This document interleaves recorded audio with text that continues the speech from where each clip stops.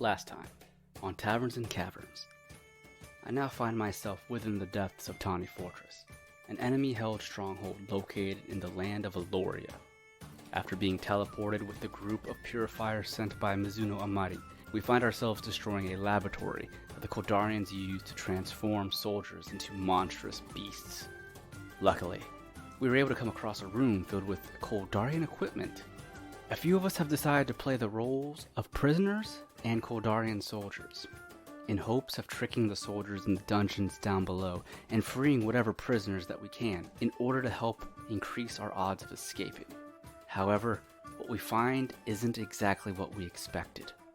I, Ashino Ruri, in the name of my fallen comrades Biggs and Wedge, cannot fail.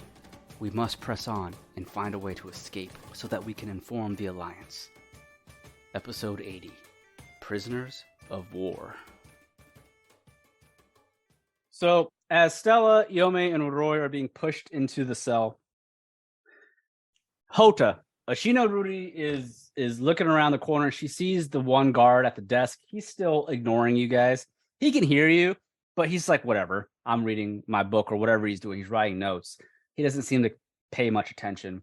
Plus, he's assuming that you're also guards too, so he's whatever. But the guard is around the corner where the cell door is, so that the guard at the desk cannot see you guys at this current time. And Ashina looks over at Houta and she gives you like the thumbs up, as in basically signaling that the other guard's not paying attention. She's just like, thumbs up if you decide to do what you're going to do. Oh, he's going to get the sneak attack. Okay, so how are you doing this? Well, he's going to walk to his side casually. And, he's about to give him what's coming with the scimitar. Okay, so you're just going to attack him? You have advantage because it's technically a sneak attack. Damn. And he's behind him because I want that sneak attack. And he's going to shove this through his back. Oh, my God. So let's do the damage plus the sneak attack, which should be 3d6 at this point. Yeah. All right, so 10 slashing. Is it 2d6 or 3d6? You are what level? 4. Level 4? I Should be believe 2d6, it's 2d6. Okay, 2d6. Yeah. I have it right here then. 6 points of damage. Okay. So you take your scimitar out as the guard goes to shut the cell, and he takes the keys to lock the cell, but right before he's able to lock it, you stab him in the back with your scimitar, or are you slashing it? Like, how are you doing? He stabbed him in the back with the scimitar and with the sneak attack damage to go with it. He ain't done yet because he still has that dagger. So as you stab him in the back for a total of 16 points of piercing damage, you see your scimitar, it goes right through his back and out his chest. He goes, oh! He covers his mouth. All right, make me a, let's just say a strength saving throw to try and keep him quiet. Oh shit, it's flat. Oh shit, it's good. Good. You take your arm and you wrap it around his mouth to try and just keep it quiet. And you're just like, shh. Yep. And he is down. He's done. I'm gonna drag him into the cell and put him behind something that can't be easily seen. While you're doing this, Ashino Ruri standing at the corner, peeking around the corner at the guard at the desk. I'm gonna make a roll. All right. I rolled pretty low. He doesn't turn around. So he's not doing anything. So what were you doing? He's gonna drag his body into the cell and place him somewhere that can't be easily seen. Like somewhere here. I'm stripping him of his armor so he looks like any other prisoner. Okay. And I'm gonna toss that armor to Roroi. So what are the rest of you doing? I wrote my sleight of hand because I want to go over here and grab his keys. All right, so you grab his keys. Yeah, you don't have to make a sleight of hand for that. You're able to do it. It's right. You know where it's at. So you just yoink them bitches out off his belt. Okay. And I just have them in my pocket. So if you guys do want to leave or something, we can let ourselves out. Okay. Mm-hmm. The two guards, the two prisoners in that cell with you that are conscious, rocking back and forth, they're just looking at you, rocking and just somewhat stuttering, but they're not really saying anything to you guys. They look out of it. The other two that are just lying there, they're not moving at all. We came down here to save these dudes. They ain't even worth saving.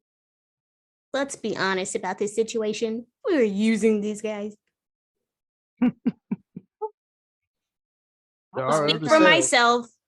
I thought we were trying to save him. Goddamn. I was using these guys. Oh, I do have a quick question. Yes. So the armor that Houta and Ashina took was from the equipment room? Yeah. Okay. Yep.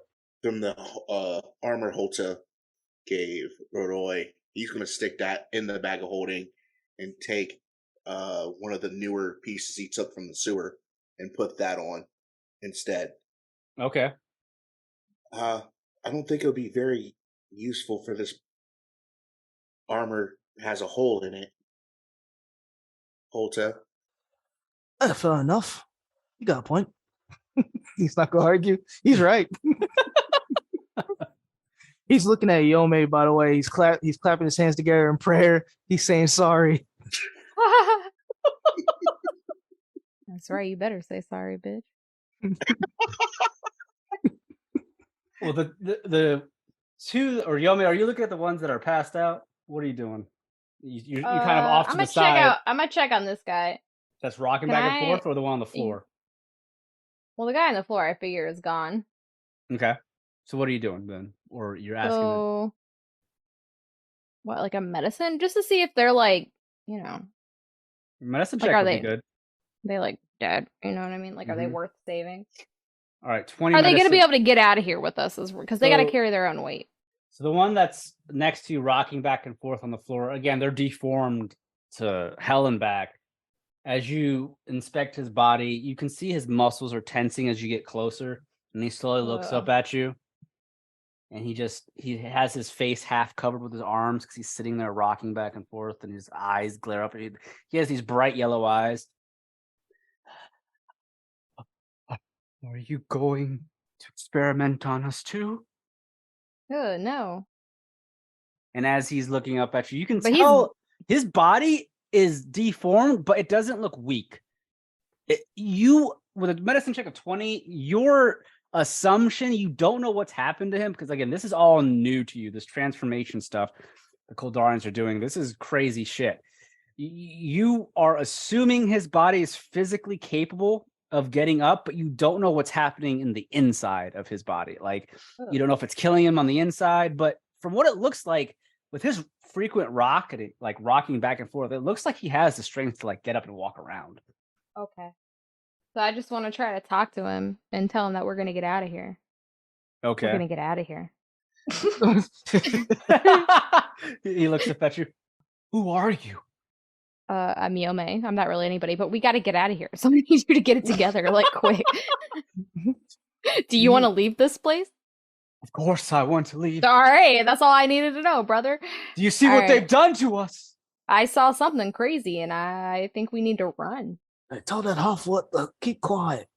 Oh yeah, don't be yelling, bro. He turns around. He looks at you. You're going to help us escape, then? Yeah, yes. Excellent. Okay. Calm down. But you would assume he would stand up, right? Because he's sitting down, rocking back and forth. But as he says excellent, his back, he's hunched over. You see these spider-like legs burst out of his back. These long spider legs burst out from his back, and they hit the ground. And he slowly stands with the spider legs on his back. He's still hunched over, rocking back and forth, but he's now walking with his spider legs towards the cell door. I knew you were going to do that. I envisioned it, man. I envisioned it. We're on the same wavelength. I hate it. Yome is in shock. Ugh. Never seen that before. I And- mean, she's got some shifting going on, but not like that. Yeah, this is That's a lot. disturbing horror-like shit. And as he's walking towards the cell door, you see one of his spider legs. He has like 8 of them or whatever. He taps the other guy that's rocking back and forth. Did you hear her? They're gonna help us. Okay, maybe we're making a mistake. I don't know. They're gonna help us escape. Now's our chance. Oh, Lord. And as he taps the other one that's rocking back and forth, he looks up at the one with the spider legs, and he slowly looks up at the rest of you. They're gonna help us escape. We must escape. He gets up normally, however, But as he gets up, you can see he gets up with his own legs, begins to walk towards the gates, but his arms, they begin to burst as if he was the Hulk. And he has these scaly, 2 gigantic arms. It almost looks hilarious with how crazy his arms look. Not Ryan saying it's hilarious. compared to his body. Just think of 2 gigantic Hulk arms on like the small guy's body. Like, so he got anchor arms from yes, SpongeBob. he's got anchor / Popeye arms going on. He couldn't just rip the raggedy gate off the cell and leave. I won't question that. I'm victim there's blaming. 2. I mean, he's got, he has to get out of there without dying. That's hard. So they're getting up and they're getting. Ashina, she sees the 2 of them and she just steps back. She said, "Nah, not me, not today." Houta puts his finger to his lips, just telling her to, all right, well, I know you want out. You guys look pretty charming, but you guys need to stay quiet. There's still a guard here. Yome does whatever the version of her god's like Catholic cross thing is. I don't know if it's like the Spira, like praise be to Yevon shit or what, but she does something like that. She does some hand movements, some Naruto hand movements, and she's like, woohoo. Damn. I don't know about that one. But all right. So as they step out, they're looking at you. Is there a dude down this hall? So there's other cells, medium-sized cells. There's 4 cells other than I mean like the guard.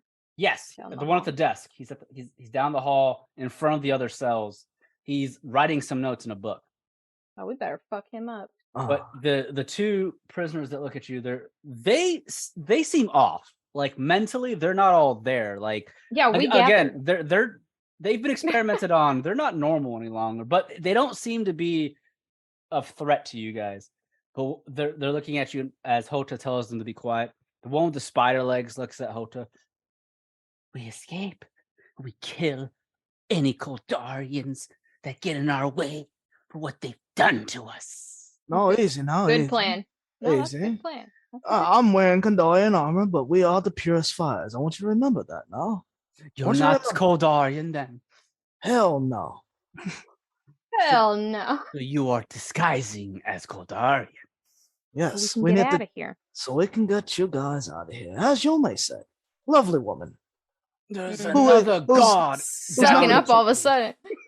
There's another god down the hallway. We must take care of him. Well. Yes, idea. Quietly. Ashina, you want to take care of that while I keep these 2 in check? Ashina looks over. I'm afraid they're gonna go bug wild and just beating the shit out of this we dude. want. Well, I know, but not down here. We want to get outside first. Right.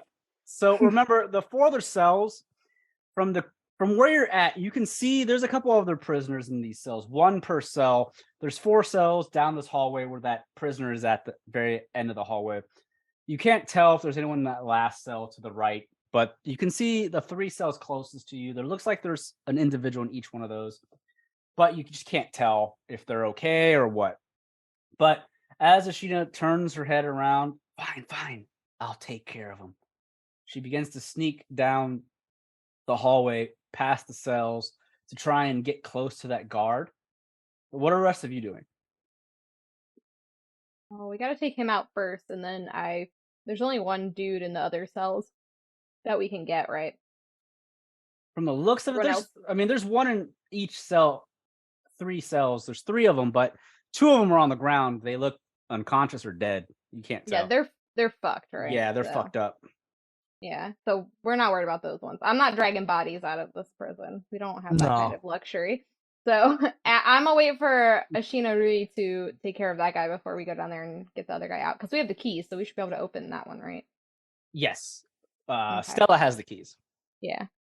So is everyone just waiting then for Ashina to sneak? Yep. Well, I should be back. Actually, can I stand by the door to see if I hear anything? Anyone coming? Yeah, make a perception. You're by the stairs going up where you came from. You probably shouldn't just assume that no one's coming. All right, make a perception then. I'm getting there. I have to find it. Damn. Perception of 20. Now, you do remember the guards that we're talking about the book, the ones that you're attacking now. They were the ones talking about the book that walked by. They mentioned 4-hour shifts. No one comes down here every 4 hours. You don't hear anyone in the hallway above where you just came from. It's silent. Good. Stay that way. Okay. So Ashinoruri then is going to slowly begin to make her way, trying to sneak the guard. If she gets caught, she's going to use her disguise as if she was just walking up to him. But as she's about halfway down there, is everyone just standing around the corners then, waiting? I'm actually going to stand in the hallway just in case. If things turn sour, Houta has another idea. Okay. Just in case. Stella, are you still in the cell or are you stepping out of there? I'm still in there for now. Okay. As Ashina is making her way, before she can even reach the guard, Houta, make me a perception check. You got it. Oh, it's all terrible. So with a 4, I'm gonna say you notice this regardless of what you rolled. What the roll was for is to see if you noticed it in time. You don't notice it in time, so it's too late with a perception of 4. No. What happens is, Houta, you feel something just push your right shoulder to the side, as if they were pushing you out the way. Oh no. Oh no. And the prisoner with the giant Hulk arms is charging down the hallway. Oh my god. Damn. He just throws you to the side as he's charging down. So with a perception of 4, if you had a higher roll, you would have saw this coming and you would have been able to possibly Charging stop down him. to Ashina or to the guard? He's charging To the towards the guard. Okay, I was And- worried. And Whoop his ass. And Ashinoruri, I'm going to make a perception roll for her as well, because we're going to see if she can see or hear this coming. She's got a nat 20, a critical of 24. She hears this guy running down the hallway past the cells towards the guard at the table. However, he's not necessarily running. He's running with his arms. His arms are so massive that his arms are his legs. Like he's using his arms to walk. And as he's charging down this hallway with these giant arms, Ashina, she quickly just dives to the side to avoid being hit.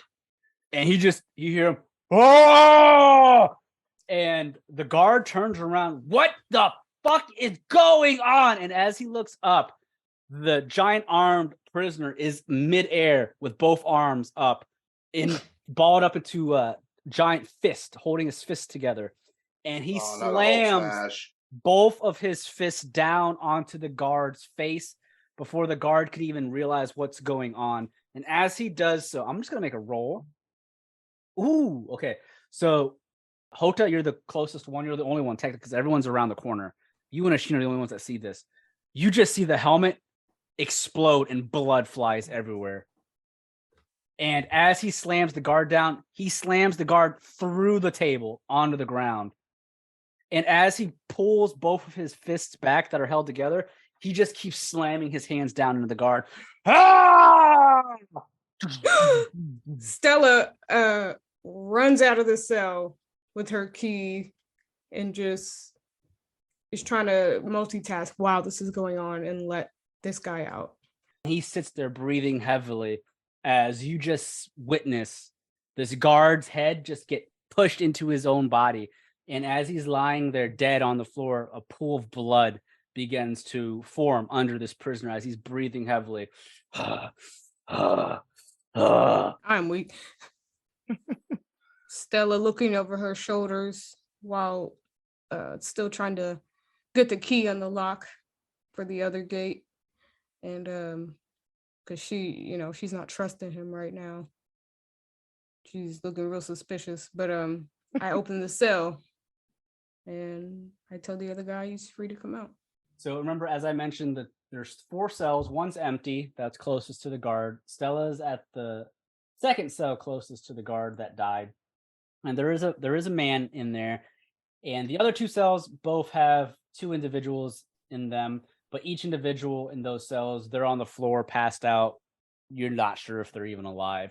But the one standing in the cell, Stella, in front of you, he is a Yeki, just like Yome, but he's not a fox Yeki. He's a monkey Yeki. So he has some physical characteristics that of a monkey. He's a Yeki of the Jihi monkey spirit, but he is also deformed in his own way.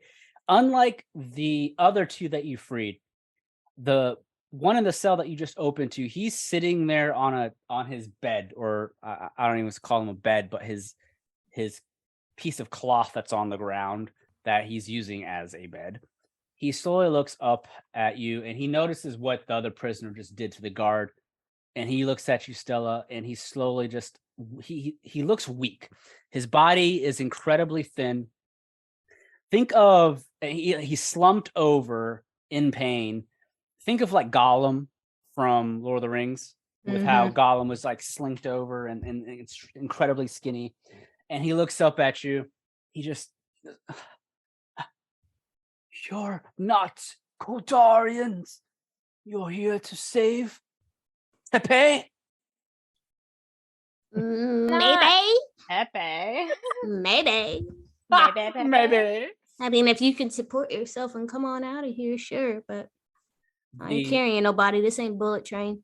The man, he gets onto the, he gets up, but his hands and feet, he basically crawls towards you, Stella, like kind of like Gollum. He's not crawling on his stomach, but he's like crawling with his arms and walking around with his arms and his feet. And he comes up to you. What about all of the enemies up above? Are they all dead? No. We'll cross that bridge when we get to it. Tepe knows another way. There are two ways you can go. Tepe listens to the guards all the time. And again, he has obviously been experimenting on as well. He doesn't look 100% normal either. He's got some weird things going on with him, but he just looks up at you, Stella. He's about standing at your height with him being like slouched over on his hands and feet. And he looks at you. Tepe knows. Tepe listens to the guards talk all the time. There is another way to leave the fortress. Oh, do tell. Tepe, do tell. Tepe steps out of the cell and he looks over at the cell that was next to him to his right, the very last cell, and he points. Many, many months ago, before Tepe became this abomination, the prisoner in that cell dug an escape. Almost escaped Tawni Fortress, but was caught and immediately killed. But the guards never covered up the exit. But it is dangerous. Tepe has listened to the guards, and they say there is monster deep in the caverns below that the general has placed. General Mawu placed a mercenary of Aloria down below to keep people from sneaking in or sneaking out. That mercenary took, if Tepe remembers, they called it the Omni Serum, or elixir of potential. Turned him into mad, flesh-eating monster. Kholdarians keep him down below, and they feed him people and flesh. But he is down below, but apparently it leads out of a cave away from fortress.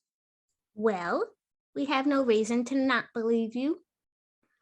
So I'd like to thank you and ask you to take up the burden of leading the way. Also, in the large gen pop cell, there is armor and a weapon. If you want that. But as a primate man, you seem like you're more than naturally equipped to handle yourself. So I'm gonna walk over here. So these other guys dead or what? Tepe looks over at Houta and he slowly walks towards you. Hey, I'm not Kholdarian.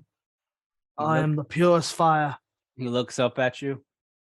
They are dead, filled with the elixir of potential as experiments of the Kholdarians.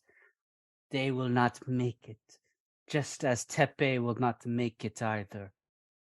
He starts coughing up some ichor, black ichor. Easy now. Easy. Let's sit you down. You have the strength to live. Tepe can walk, yes. But Okay. Tepe is afraid he will not survive this escape. Well, you're the best group of fucking people you could be with in this scenario. I'll tell you that. All right. Doesn't seem like we got a ton of time. Oh, I'll lead the way. So you all are taking the underground passage? Yep. Tepe mentioned? Or okay. Yeah, hopefully he's Yeah. not trying to set us up. Yep. Roroi will start kind of going his bag of holdings and give Yome and Sheena their armor. But we're not going to try to sneak out of here. I mean, if it's underground, we're just gonna go straight outside, right? That's what you would think, yeah. That's how he explained it. It's an underground. Basically, a prisoner was able to dig out the ground in his cell, which leads to a cavern underneath the fortress. And that cavern eventually leads to a cave entrance or exit, I would say, that is outside of the fortress. But he did mention that there was an Elorian mercenary that sided with the Kholdarians in terms to get the Omni Serum, is what they call it, or the Elixir for Potential, which is what they're giving the soldiers to transform. And this mercenary basically turned on his own country in order to get that serum. It didn't go the way he thought it would. He basically became a flesh-eating creature or monster, but you don't know much about him other than that the soldiers put him down there as a way to keep people out or keep people from escaping. And they occasionally feed him people or meat of some kind. Oh yeah, why not? Jesus. Yes. So that is what Tepe has mentioned. Again, there was Tepe. Yeah, there's a weird, crazy creature that used to be a mercenary down below that has lost his mind, and the Omni Serum did not do what he thought it was. Is it possible to sneak past this mercenary? Tepe looks at you, Houta. Are you asking him? Yeah. He looks at you and he goes, Tepe does not know. All Tepe knows is this mercenary's name. They call him Garo. Garo, after taking the Omni Serum, the guards say he is very sneaky, like a spider, like a snake, like a ninja. You don't say. I like none of what you're saying. You sure we should go down there? It is either this, or you fight all the guards up above and the soldiers. And Tepe heard General Renak is now here. Oh, there's that little caveat in the gears here. He sighs. You only have two options Tepe knows of. Tepe has listened to every conversation guards have in prison. There is no other way out. Yeah, we have a much better chance trying to sneak past one person. Besides, if we make too much noise, hopefully they won't hear it all the way upstairs from underground. Seems like the advantage is on our side from below. Don't remind me. We got something we have to sneak past that sneaks on us. Sounds like. The prisoner with the giant arms who killed the soldier, he turns around and begins to walk with his arms towards you, towards the party. Mm-hmm. Yeah, man. Hey, Arms, I like what you did back there. I kill all Kholdarians for what they've done to us. We, or at least I, will make a distraction above. You escape. He begins to walk up past you guys. He's got bloodlust in his eyes. He wants to kill. Oh, you're a martyr. Okay. And he's just pushing you guys to the side if you don't step. Oh, this is no Ank Arms. You don't want to come down and fight the mercenary with us? Tepe looks over at Houta. He will not fit in the hole, unfortunately. He can make his own doors from what it looks like. Keep shoving me away. And Stella whispers to Houta, shh, before he changes his mind. All right, fair enough. He'll get us caught for sure. Bye, Arms. He just charges up the stairs, yelling, "Ah!" Oh, yeah, that's silent. His resolve is very strong. Admirable. The other prisoner with the spider legs coming out of his back, who's walking with the spider legs from his back, he looks at the rest of you. I wish to join you, but I believe that we will not make it out. Our lives are already lost to this poison that they injected into our bodies. I wish to escape, but my heart already knows I do not have much time left. I respect the honesty, man. Instead I- of, you know, It's a cure. I will help arms distract the soldiers. so Tepe, you can no. escape. Wait, he's calling them arms too. Right. Yes. Wait, this ain't Pepe. This is legs, ain't it? It's Tepe. This is Spider-Man. Yeah, Oh. legs. Legs. Yeah, legs. What's Leg's name? Got Did he get legs, a name? arms. Legs, arms, and Tepe. Yep. Okay. Legs just shakes his head though. I understand. Even if we escape, I will not survive very long. And even if I found cure, no one would like to look at me in the village any longer. I am now a monster. But I will die fighting. You escape. Arms and I will show them the power of arms and legs. And he just scurries up the stairs after Arms. Stella puts her fist up and then hits her chest twice. real shit. Real shit. Man, I'm gonna miss arms and legs. Oh, I'm putting them in my next freestyle for sure. They earn that shit. An ode to arms and legs. Mm-hmm. We do not have much time. They will know we are here. Let us go. I will show you the way. Follow Tepe. Lead on, Tepe. And he turns around. He quickly runs over to the last cell. He runs to the last cell. He points at Stella. She have the keys. Quickly, unlock the doors. We must get through. Unlock them doors, bitch. Are we going? Sorry, is it this? It's the one by Tepe over here. Oh, Okay. Tepe been digging. Yeah. Damn. As you go to I'm unlock, getting the fuck out of here. as you go to unlock the gate to that cell, Tepe rushes in and he grabs the torn up mattress that's on the floor and he lifts it up. And as he lifts it up, he points. There is a medium-sized hole right there that goes into the ground. See, Tepe does not lie. Never doubted you for a second. In this hole leads to cavern underneath fortress, but Garo awaits. You must sneak through.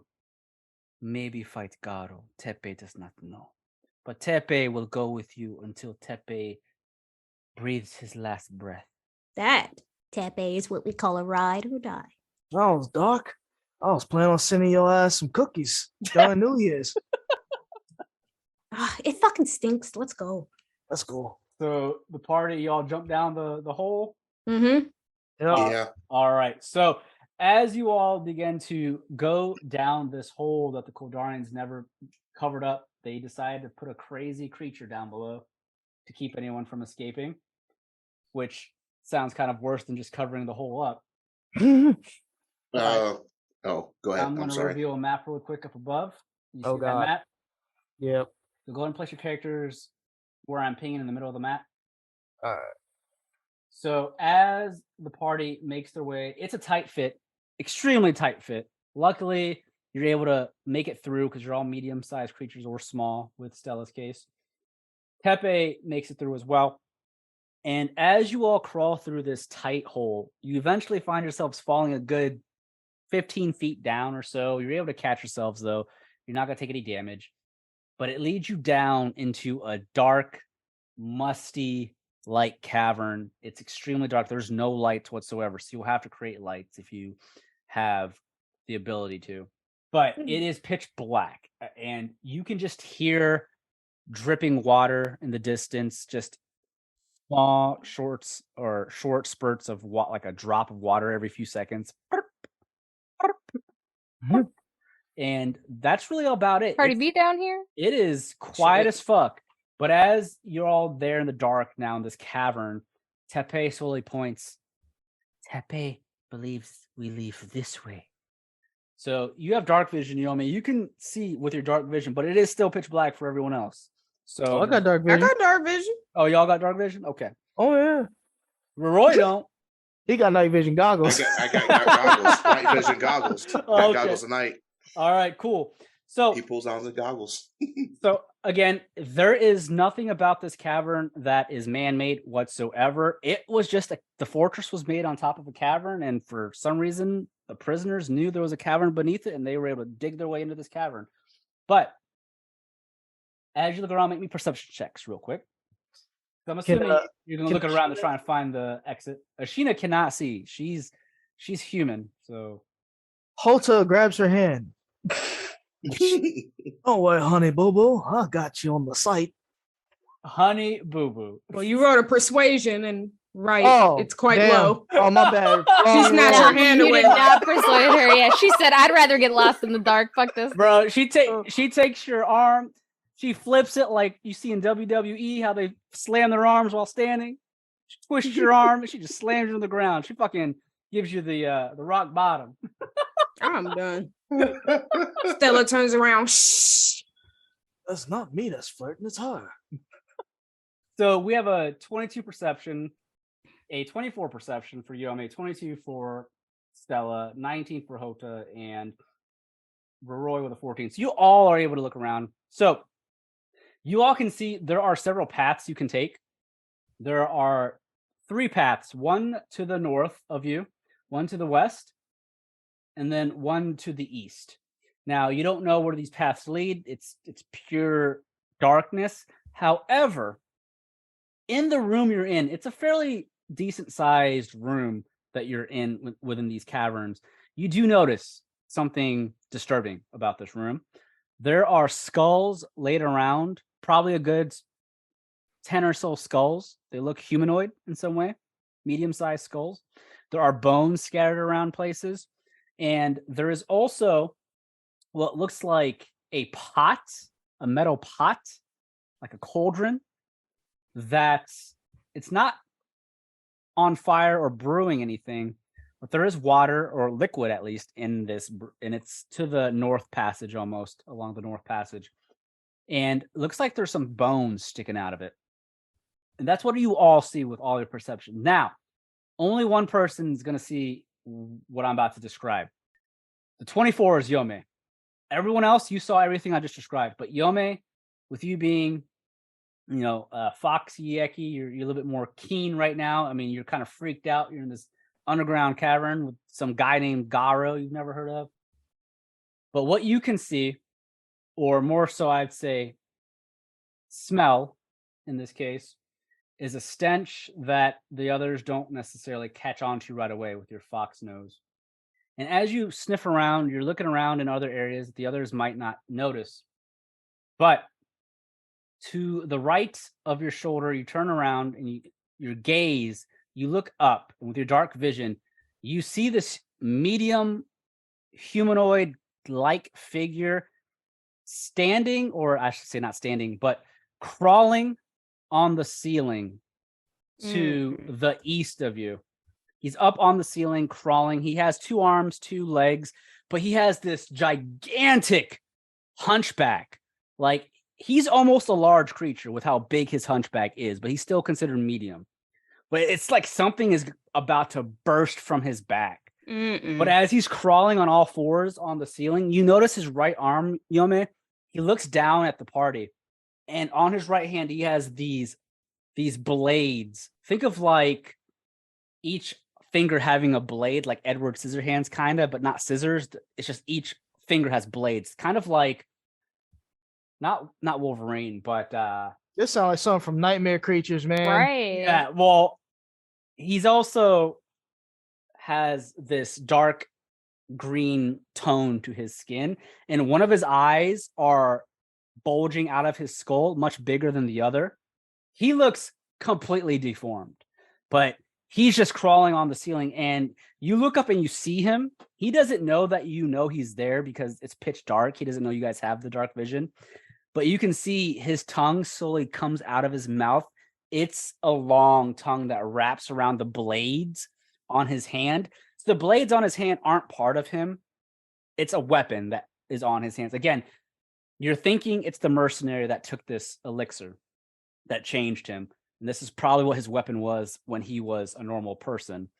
But he's just staring at his long tongue that stretches about 3 feet wrap around his blades and his hands as he just stares at the group. And as Yome, as your eyes make contact with his, he quickly scurries across the ceiling, but no one hears him. He's incredibly quiet. And I'm going to place him. Replace him with that map. Actually, I'm not placing him on the map because you don't know exactly where he went. Damn. Yome, what do you do? You're the only one that saw that. What do I do? Mm-hmm. What do you suppose is in that cauldron? I whisper very quietly and tell them that I just saw something spooky. Spooky. Specify. It may be more specific. Something that probably wants to kill us. What do you want me to do? Oh, you're gonna have to nail that down for us some more. It could be a soldier. It could. Where is it? Where did it go? It's scurried across that way. I don't see it anymore. Oh, that helps. So let's avoid it if we can. Yeah, let's not be sheep. We gotta get out of here. We gotta get out of here. Here, it looks like this guy. Does it look friendly? It did not look. It did not look friendly. I'm gonna send you a picture in the chat. Did it look like legs? Looks Not like a picture in it the looks chat. like it looks like this guy. No. I hate that guy. That is Why does he look like Baldo?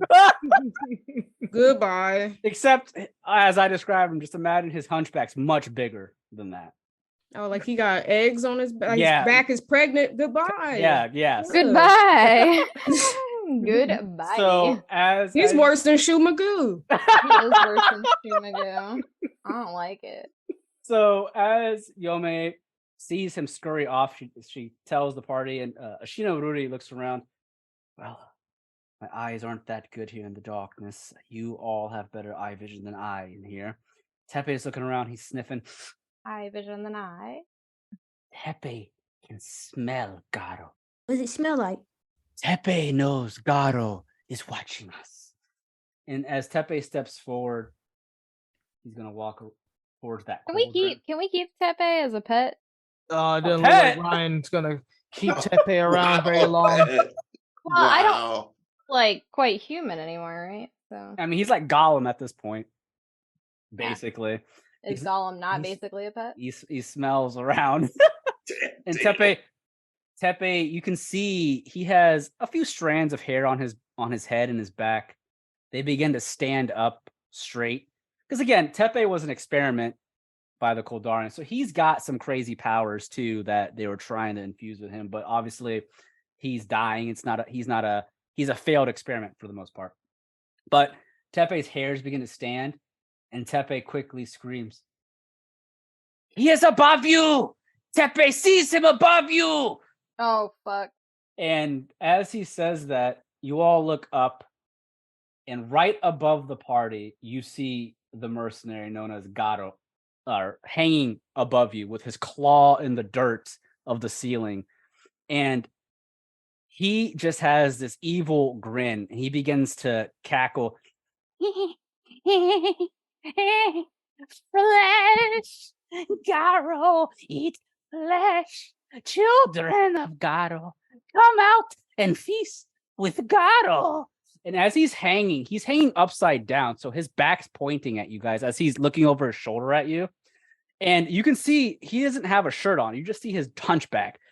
And his hunchback, it's like as it begins to peel open, it looks like a honeycomb, like a hive.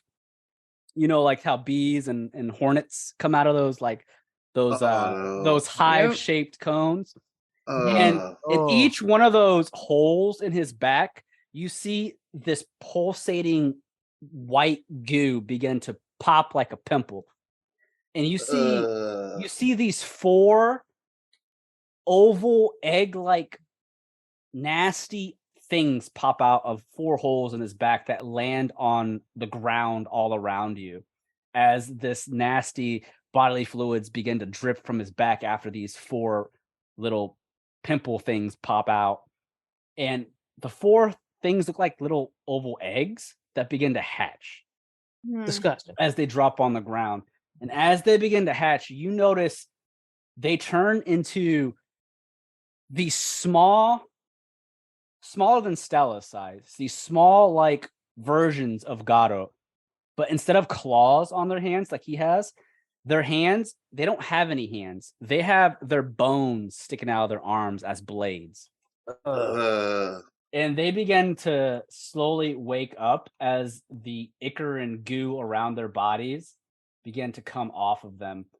And they all begin to hiss at you as Garo looks down and he prepares to attack the party, surrounding you with his spawn. The party is now going into combat with Garo, the mercenary. And Garo Juniors. And Garo Juniors. And we will end this episode of Taverns and Caverns there. Oh my goodness. Thanks again for listening to another exciting episode of Taverns and Caverns, everyone. If you enjoyed our shenanigans, we ask that you please leave us ratings and reviews on Apple iTunes or any other podcast platform that you use. Also, please be sure to check out the Taverns and Caverns Patreon for exclusive content that you won't want to miss. You can find me on Twitter at HaphazardDM. Yo, I'm Bri. I play Stella. And you can follow me on Twitter at Blaze_Nancy Bride King or NBK. I am Robert Jones, and I played Houta Liu-bei. You can find me on YouTube, Trubone, Trubone. I'm Felicia, and I play Yome. You can find me on Insta or Twitter at daggertribal. I'm Rodimus, playing Roroi Royce.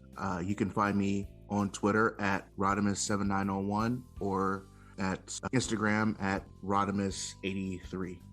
All right. Well, thank you, everyone. Those are all of our players and our cast members for Taverns and Caverns Season 2. Until next time, take care.